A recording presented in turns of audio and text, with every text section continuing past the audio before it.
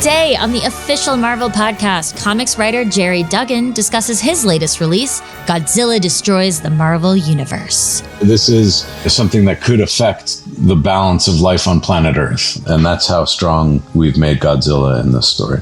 And we'll hear from Marvel Studios' Black Panther Dialect coach, Beth McGuire, on her experiences working on the film. I feel like when you're watching it, they're all linguistically in the same world, which should disappear and just make you feel like you're in the same world. I'm Preeti Chibber. I'm Quinn Lamar. And this is the official Marvel podcast.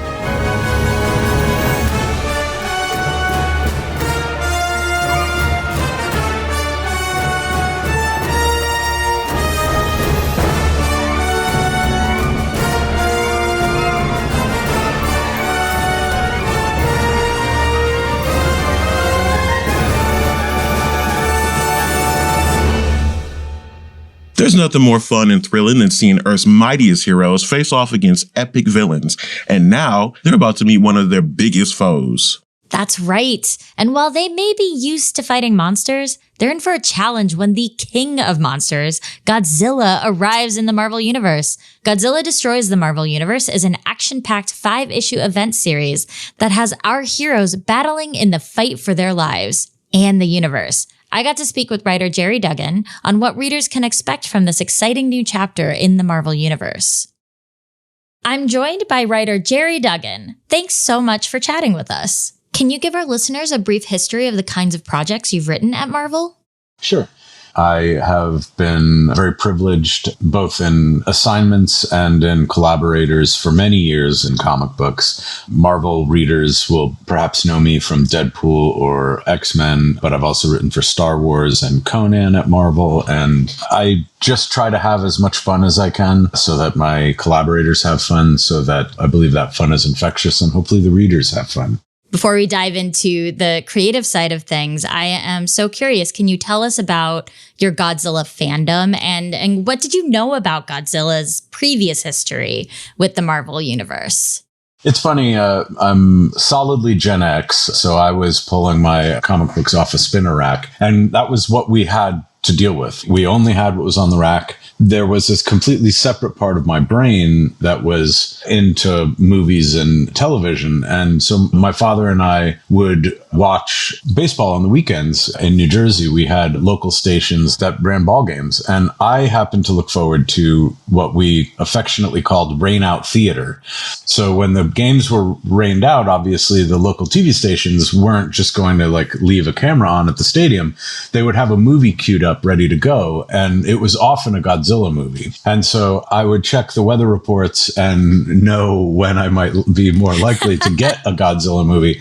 And by the way, you ran the risk that if it was only going to be a 45-minute rain delay, you were only going to catch 45 minutes of a movie. But I would take 45 minutes of Godzilla whenever I could get him. So that was my initial exposure to Godzilla. I loved Godzilla. I loved those movies, and then quickly became so charmed when comic books began to grow in popularity to find that, I had totally missed a 70s Godzilla Marvel comic series, and then adding that to the list of things that I would be on scavenger hunts for. And that was early fandom was all scavenger hunt based. And so everything from his adventures in the Marvel Universe to the toys, I was after it all. So really, my love is real, and I got to share that love with my son with the movies. Always been a fan. I love the new comics. I love that I get to do this and bang together so many things that I love.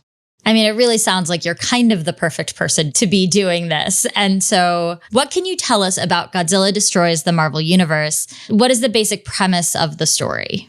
Something is a little different under Earth's crust in the Marvel Universe. The Mole Man has made a discovery of a natural vibranium alloy that really seems to get Godzilla's goat. He does not like this. He makes him extra aggressive, but it may also be something that could be a weakness. And so he is awoken. There is a celestial right away who was also sleeping next door under the earth, as one does when one is a celestial. And I'm really trying to lean into that title. I want you to think, this is how we're wrapping up our now almost 85 years of story.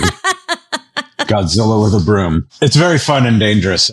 Can you share which of Earth's mightiest heroes are joining in the fight to take on Godzilla?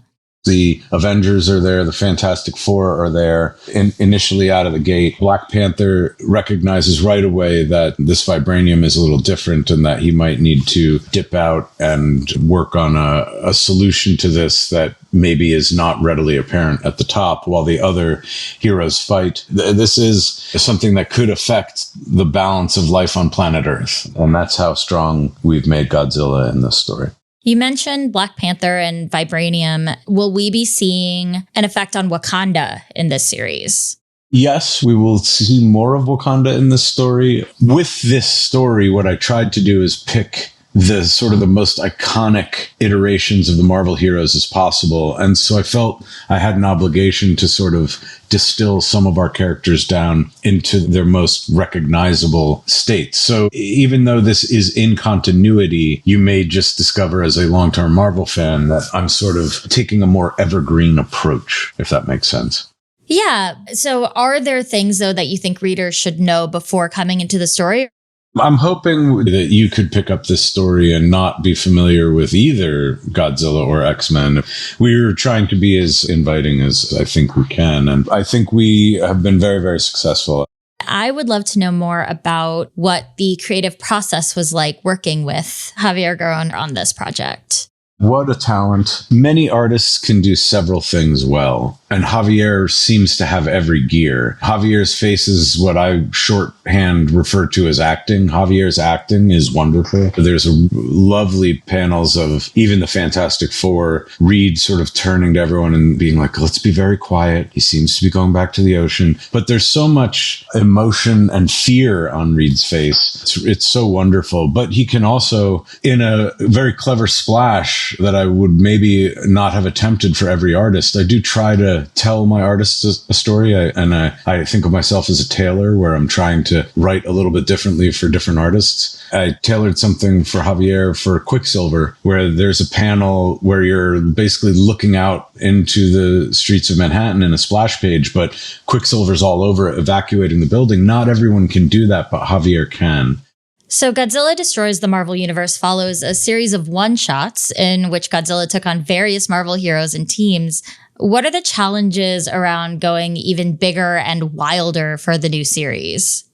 Well, that is a funny thing. When I heard that I was up for consideration, I was thrilled. I, for a hot minute, thought the miniseries would predate the one-shots. And then I was like, wait a minute. I was like, now I got to follow all these talented writers and artists who are, everything though is great. You know, I was able to kind of go deeper into the 70s Marvel lore with characters that we haven't seen in a while, like Dr. Demonicus in that, who absolutely has this psychotic, he's got a hideous mask. And when he removes the hideous mask, his face is the same thing as his hideous mask. So you're just looking at this awful, like, wretched science figure who's like riddled with gamma rays and cancer and going, that's the mask you went with?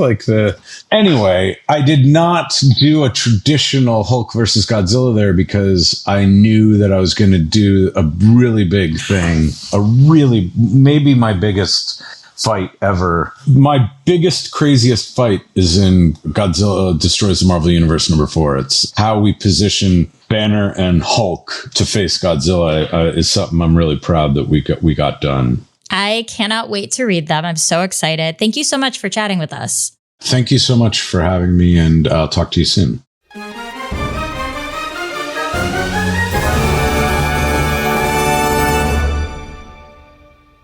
It's been 7 years since the release of Marvel Studios' Black Panther, and looking back, it's hard to believe there was ever a time when audiences weren't familiar with the look, the feel, and the accents of Wakanda.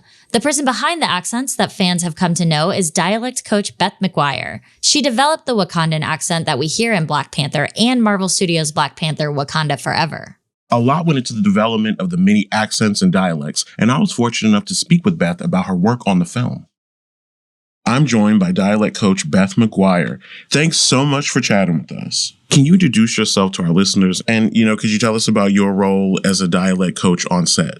Hi, my name is Beth McGuire, and I taught at Yale for 23 years. at the drama school, and I had the honor of working on some really fabulous movies with some really fabulous actors. And I feel like Black Panther was really my launching place into really quality work. I still can't believe I did it. There's different parts of the job.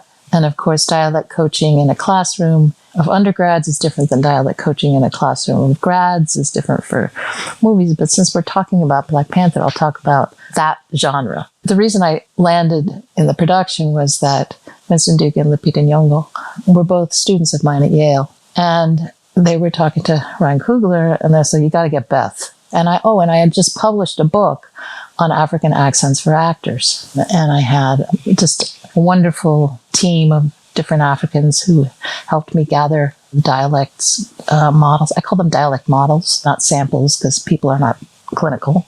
They're models. And I find that, listening to primary sources is absolutely imperative. I rarely model. I do every once in a while, but especially for a language that doesn't go with me, but I'll help people like doing things like melody or something like da da da da da da. Or if somebody's having trouble with a particular phonetic, I can definitely model the phonetic or the connection in between it or something like that, so that there's a sense of the musicality and that kind of thing. Then I'll model it to a certain degree. As you were beginning to work with the actors and on the Wakandan language and the accent, what sort of African languages did you pull from and use as a reference for the actors? I did a little research, and, I discovered that John Connie was from South Africa, and he was Xhosa. So he played T'Challa's father. And both Chadwick and John had modeled themselves in the previous movie on voices, of John. And then Chadwick, I believe, worked a lot with the Nelson Mandela pattern. And he also had a friend in South Africa he worked with to help him. And that was before me. So I said, well, wait a minute. We do not want to reinvent the wheel here. I mean, these actors are Xhosa folks from South Africa that are being modeled on. So we modeled it. I talked to Ryan Coogler about it, and I said, so I feel that would be the kosher thing to do. So that's where we ended up. The Wakandan language is actually, I taught them all Xhosa accents, but because they came from all different parts of the world, the actors, well, let's let those flavors be in there. I feel like when you're watching it, they're all linguistically in the same world, which should disappear and just make you feel like you're in the same world. I think it was a beautiful work, beautiful job. And so you mentioned that your process was research. So what does that work with when you're working with the actors? Like, how do they get prepared working with you? I need to tell you that there's another accent in there. So Mbaku, those guys are from the mountains. So they've been away for 200 years, the Jabari. So I'm talking to myself and I'm going, this needs to be different to distinguish them. And I'm also thinking of Winston, who's so... And I thought, well, if we do another Eastern African accent, American audiences are not going to hear the difference. So this is fantasy land. So we don't have to be totally kosher about where Wakanda is. So why don't we choose a Western African accent? So I thought, yeah, let's do that. So I thought, well, we could do Yoruba, or let's do Igbo, which is a kind of, it's another accent in Nigeria. So we did the Igbo accent for the Jabari. And if you listen closely, they're quite different. For Igbo, it comes from the chest and goes to the head. Wow. For Xhosa, it comes from the head and goes to the chest. So you have a different use of resonance, different path of resonance for it. You're blowing my mind doing this accent, by the way. I'm like a crazy scientist with sound. It's so good. And so it feels so authentic. Oh, thank you so much, Quinn. That means a lot to me. I appreciate it. So the Jabari have a different accent compared to the other Wakandas because they've been separated. Were there any other differences, like really other groups that we see in Wakanda that are different than just the Jabari and just the royal family? It seems almost like the royal family also speaks a bit differently.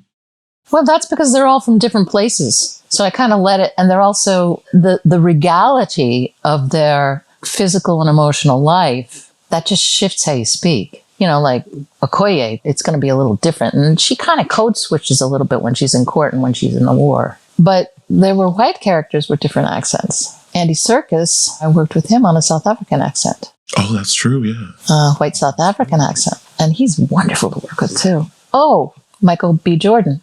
Yes, Killmonger. So Michael was supposed to be from Oakland. Michael is not from Oakland. He's from New Jersey. So that was really easy because Ryan is from Oakland. He is. Now, we talked about the different accents between Jabari, between Andy Serkis being from South Africa. How do you think those accents help audience to understand the characters better? It's how somebody embodies an accent.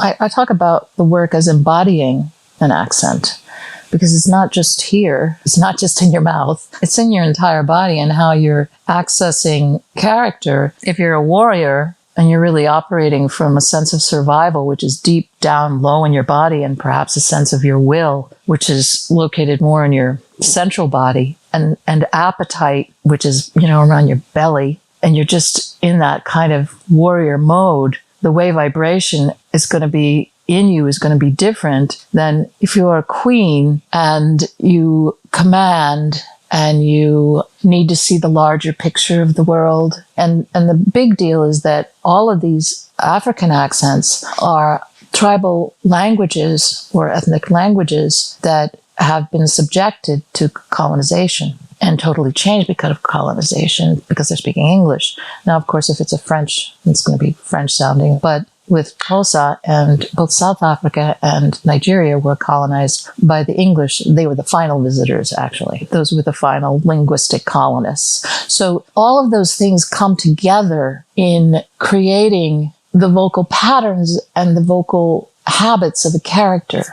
So for our fans out there who may be aspiring actors themselves, I want to ask you, what is the key to nailing a great accent? There is no key. There's no nailing anything. There's process. So the process that you're in search of is a dialectical process by which you disassemble and assemble. And I think that the most important thing is to find dialect models that resonate for you. That you go, yeah, I hear that person. So they're not silly little interviews or whatever. They're like, you get a bit of the person's soul. So say I'm doing a female from Trinidad. So I want to find, sleuthing around, dialect models for women in Trinidad who, are talking about something that means something to them. And once you find at least three is really important, 3 different models, because if you do 1, then you're going to imitate them. If you go do 2, you're going to get into a binary. I like this better than that. If you get into 3, you're forced to start to find your own voice in it. And in doing so, you engage in your creative process. So if you want to talk about a key of any kind, it's called a creative process.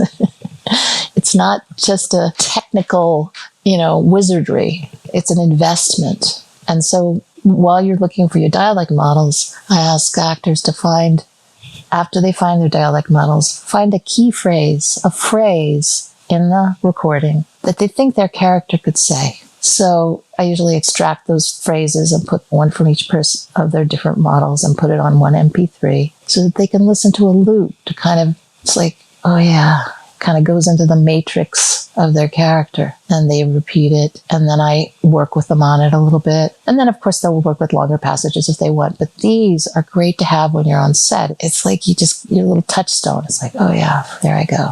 I can listen to you talk forever because I find it so fascinating. It was so great speaking with you today. Thank you again for joining us. It was an absolute pleasure talking to you. Black Panther and Black Panther Wakanda Forever are streaming now only on Disney+.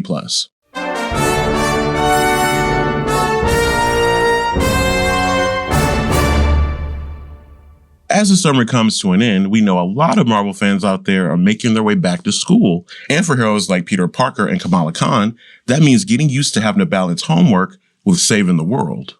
To honor back to school season, we gathered a few of the best school-related moments from the MCU. Take a listen. Kamala Khan, please come to my office ASAP. You've done something very wrong. I'm just kidding. It's crazy that the whole school can hear this right now. No, nothing is wrong. I just want to chat. Can't wait. P.S. This is Mr. Wilson. Thank you, Mr. Wilson. Hey, mate. Hey! How was school today? Okay. Kanakas, we have located the scientist. She She's in the American equivalent of a Wakandan village school. A school? Please tell me it is a professor. It's a student, Mother. Hiya, champ. How was school today? All right, get your jokes out now. Can you fix the suit? So cranky. You want a juice box and some string cheese? Do you really have that? I can't believe this. I was actually having a really good day today, Mr. Stark. Didn't miss my train. This perfectly good DVD player was just sitting there, and algebra test. Nailed it. Spent 6 weeks on ancient Rome and ancient Greece, but 6 minutes on ancient Persia and Byzantium. History written by the oppressors. That's all I'm gonna say. I can't go to Germany. Why? I got homework. I'm gonna pretend you didn't say that. No, I'm being serious. I can't just drop out of school. Might be a little dangerous. Better tell Aunt Hottie I'm taking on a field trip. Don't tell Aunt May. I'm here by the vibranium detector that you built for the CIA. And I ain't built no detector for no CIA. I made that for my metallurgy class. A school project. Yeah. My professor said I'd never be able to do it. To be young, gifted, and black, though, right? Gotta help me, Wanda. Look, you want to mope? You can go to high school. This place is no longer safe for you. Gather your things and come with me, right now. I got differential equations class in like 15 minutes. So it's like this. Hi, Kamala, Beta. How are you? How was school? I mean, apparently I have like 4 days to figure out my whole future, so that's... Oh, don't be so dramatic, Kamala. Riri, I understand why this project is a passion of yours, but you've been here over 4 years, with as many disciplinary hearings on record, and still no true matriculation towards a degree. Due respect, Dean Troy, what do I get out of matriculation? Some job in Palo Alto with a tiny window and a bunch of guys I have to pretend to like? I want to build something undeniable. I want real life scientific epiphanies. You want me to do homework I have to explain to my professors. You want me to be small. But I refuse. Why can't you just leave my daddy alone? Oh, Cassie. This must all seem like a bunch of confusing grown-up stuff to you, huh? Well, think of it this way. Your school has rules, right? Like, you can't draw on the walls. Well, your daddy went to Germany and drew on the walls with Captain America. And that was a violation of Article 16, Paragraph 3 of the Sokovia Accords. You're expelling me? Effective. Immediately. Let's talk about you. Junior year, it's time to start really thinking about your future. I mean, college admissions are coming up. Before you know it, it's SATs, it's essays, it's applications. Do you volunteer? Because college admissions eat that up. I mean, of course, do it like to help people too, but I mean, it helps. It does help. Oh no, I'm not. Kamal, you know I'm not trying to scare you, right? Do I have to figure out my whole future before lunch, or is there like... The following Marvel Studio titles, Ant-Man and the Wasp, Black Panther, Wakanda Forever, Captain America, Civil War, Miss Marvel, and Marvel Television's Ironheart are available to stream only on Disney+.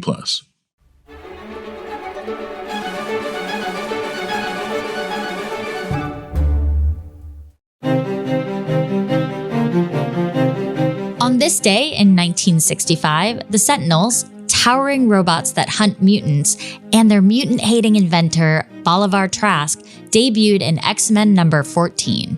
In this landmark issue, co-created by Stan Lee and Jack Kirby, the X-Men face a new and very deadly type of enemy.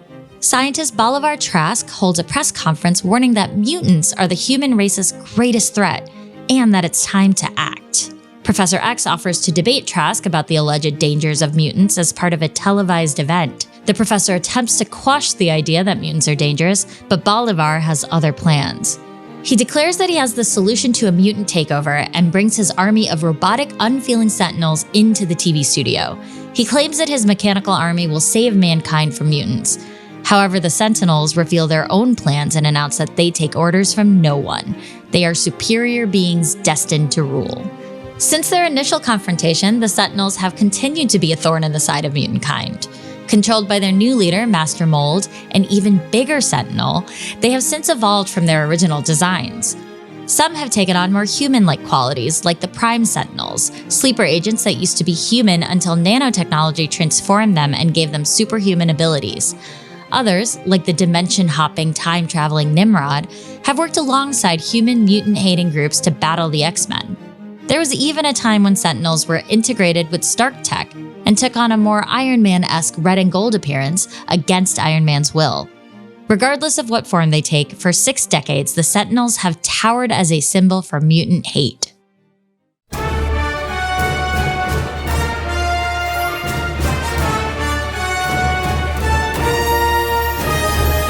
Next week on the Official Marvel Podcast, we'll hear from creative director and production illustrator from Marvel Studios, Ryan Meiterding, as he shares his approach to designing the Fantastic Four for the MCU.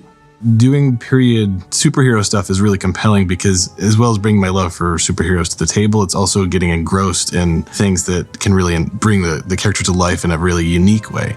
That's it for this episode. If you haven't already, make sure to leave us a review wherever you're listening. It helps other Marvel fans find the show. Yes, and make sure you're subscribed so you never miss an episode. This episode was hosted by Quinn Lamar and myself, Preeti Chibber. Our producers are Jasmine Estrada and Anita Flores. With help from Senior Manager of Audio Production and Development, Brad Barton, and Production Manager, Emily Godfrey. Mixed by Justin Harris. Theme music by Ida Akbal. Executive producers are Larissa Rosen and Jesse Berger. Thanks for listening. We'll see you next week.